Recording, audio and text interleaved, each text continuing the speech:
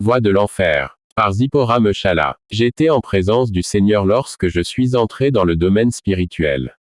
Ce que j'ai entendu en premier, ce sont des milliards de voix, une mais distincte. J'ai entendu des milliards de cris venant du gouffre de l'enfer et de loin, c'était comme s'il y avait beaucoup de gens collés les uns aux autres et criant la même chose en même temps. Pourtant, je savais, grâce aux différentes fois où j'ai vu l'enfer, que chacun était seul et qu'il criait tout des choses différentes. La façon dont je les ai entendus crier m'a rappelé le verset qui dit « Aime le Seigneur ton Dieu de tout ton cœur, de toute ton âme, de toute ta force et de tout ton esprit. » C'est comme ça que ces gens criaient. Ils criaient de tout leur cœur, de toute leur âme, de toute leur puissance et de toute leur force. Ils criaient avec toute leur capacité.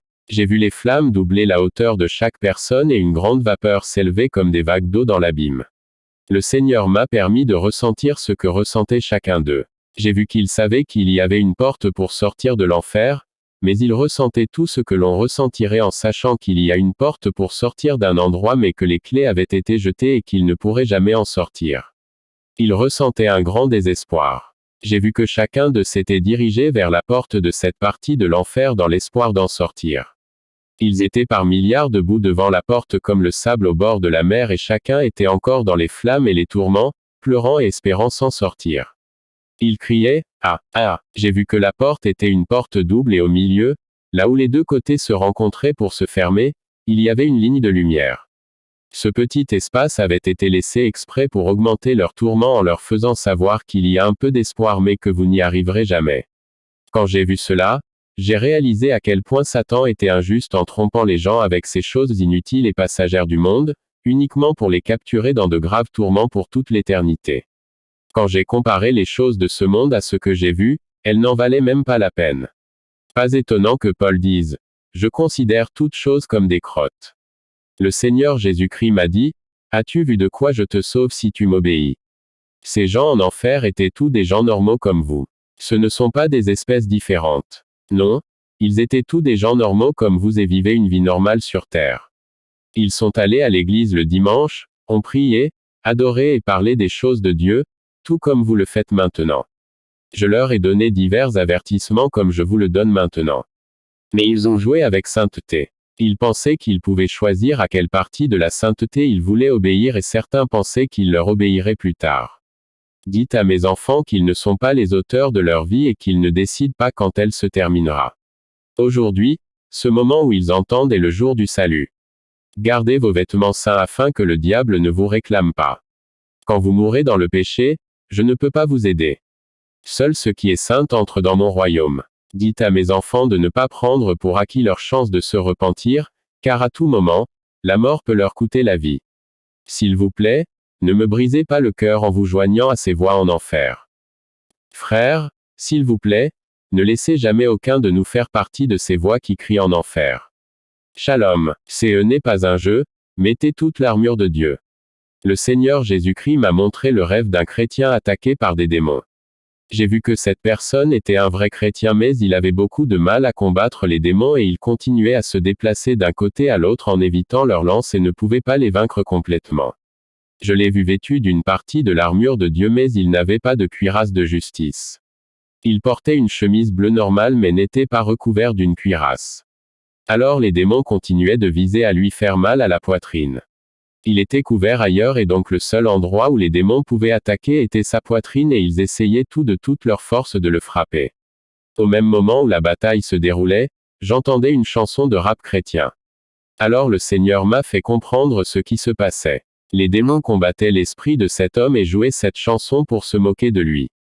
Sans le pectoral de la justice, il était faible spirituellement et ils avaient trouvé un point faible à partir duquel l'attaquer. Il n'avait pas la cuirasse de la justice parce qu'il avait commencé à écouter du rap chrétien et les démons se moquaient même de sa faiblesse à cause de cette chanson. Alors il jouait cette chanson pour le narguer tout en le battant. Il disait, « C'est à cause de nos chants que tu es devenu faible. Nous vous avons rendu faible et maintenant, nous allons vous vaincre. » Ah! Le chrétien continua à se battre désespérément mais ne parvint pas à les vaincre. J'ai vu qu'il n'écoutait jamais de rap chrétien, ne regardez pas la télévision laïque ou tout autre film profane après s'être repenti. Mais je l'ai vu assis dans un bureau et deux de ses amis qui étaient en réalité des démons sous forme humaine ont vu qu'il était un vrai chrétien et ils avaient peur qu'il soit sauvé. Alors ils ont commencé à se moquer de lui parce qu'il écoutait de vrais chants chrétiens et pas d'autres comme le rock, le rap, etc. Il a cédé à la pression mais il ne savait pas que tout cela n'était qu'un piège pour l'affaiblir dans l'esprit afin qu'il puisse le vaincre et emmène-le en enfer. Ce qu'il a fait l'a affaibli spirituellement et ils ont réussi à lui retirer sa cuirasse de justice. Frères, réalisons dans quel genre de bataille nous nous trouvons. La façon dont vous êtes dans le monde physique est la même que celle de votre âme. Les choses que vous faites dans ce corps reflètent la façon dont votre âme est habillée. Votre esprit est-il entièrement revêtu de l'armure de Dieu ou en avez-vous simplement enlevé une partie pour plaire à quelqu'un? Ce n'est pas le moment de plaire au monde ou d'y prendre plaisir. Les démons sous forme humaine se battent et en vainquent un bon nombre parce que nous ne sommes pas spirituellement alertes par une prière constante. Jésus a dit, « Celui qui aime son père ou sa mère plus que moi n'est pas digne de moi. » Nous devons aimer le Seigneur plus que toute autre chose. La Bible dit que celui qui abandonne sa vie pour l'amour de Christ la trouvera, mais que celui qui cherche à garder sa vie la perdra. Vous devez abandonner votre vie. Abandonnez les plaisirs de ce monde. Si vous n'êtes pas encore prêt à abandonner cette vie, vous perdrez votre âme. Il parle d'abandonner cette télévision laïque, cette fornication, ce vernis à ongles, tous ces faux cheveux. Arrêtez de plaire à vos amis, arrêtez de laisser tomber votre pantalon, de votre alcool, de votre cigarette, de vos films impies, de ces dessins animés, de ces chansons. Abandonnez-les et soyez saints. Si vous cherchez à conserver ce genre de vie, vous la perdrez. Mais si vous le perdez à cause de Christ, vous aurez la vie éternelle. Êtes-vous inquiet de la façon dont le monde va vous voir? Alors vous les aimez plus que vous n'aimez Jésus. Il a dit que quiconque aime son propre père ou sa propre mère plus que moi n'est même pas digne de moi. Nous devons aimer le Seigneur notre Dieu de tout notre cœur, de toute notre âme, de notre esprit et de toute notre force. Alors nous ne lui désobéirons pas. Moi non plus, je ne suis pas parfait et je dois aussi surmonter des obstacles comme tout le monde. Nous devons tout mener nos batailles parce que Satan est un diable personnel.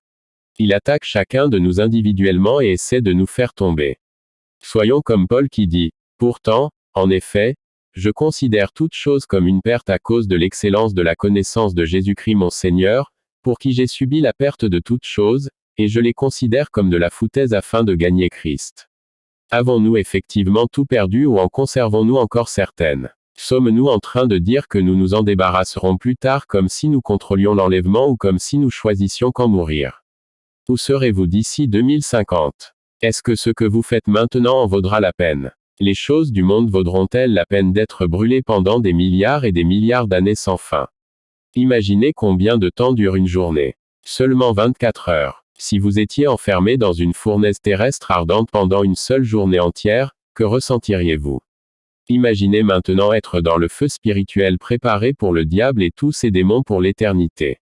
Vos 70 ans de rébellion en valent-ils la peine? Regardez les gens qui vivaient à l'époque de Moïse. Ils pensaient qu'ils étaient intelligents et se sont rebellés, mais combien de milliers d'années se sont écoulées depuis et où sont leurs âmes maintenant?